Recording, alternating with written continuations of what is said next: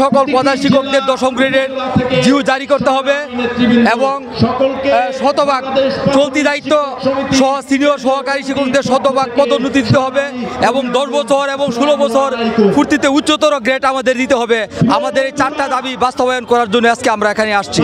হ্যাঁ, আমাদের তো বৈষম্য হচ্ছে অন্যান্য ডিপার্টমেন্টে আপনার যেখানে ড্রাইভারদেরকে যেখানে আপনার 12তম গ্রেড দেওয়া হয়েছে, এখানে আমরা 13তম গ্রেড।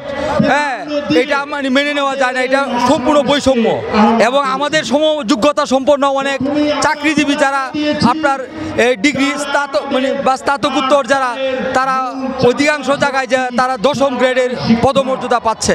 অন্তর্বর্তী সরকারের কে বলতে চাই যে আমাদের এই দাবিগুলো দ্রুত বাস্তবায়ন করুন এবং প্রাথমিক শিক্ষকদেরকে মানমর্যাদা ফিরিয়ে দিন এবং প্রাথমিক শিক্ষার মানমর্যাদা যাতে বৃদ্ধি পায়, শিক্ষকদের যেন একটা সুন্দর একটা জীবন ব্যবস্থা গড়ে উঠে, সেই ব্যবস্থা করার জন্য আমি জোর দাবি জানাচ্ছি। তেমনি কিন্তু ঢাকায় এসে কোনো আমরা মানববন্ধন করি না।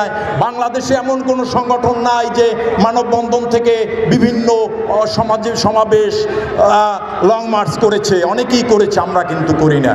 আমরা এই সরকারকে বিব্রত করতে চাই না।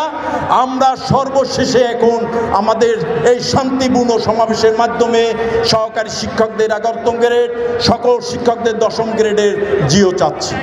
সহকারী শিক্ষকদের প্রধান শিক্ষকদের 10ম গ্রেড, সহকারী শিক্ষকদের 11তম গ্রেড এবং 10-16 বছরের আমাদের টাইম স্কেল বরাদ্দ এবং পদোন্নতি।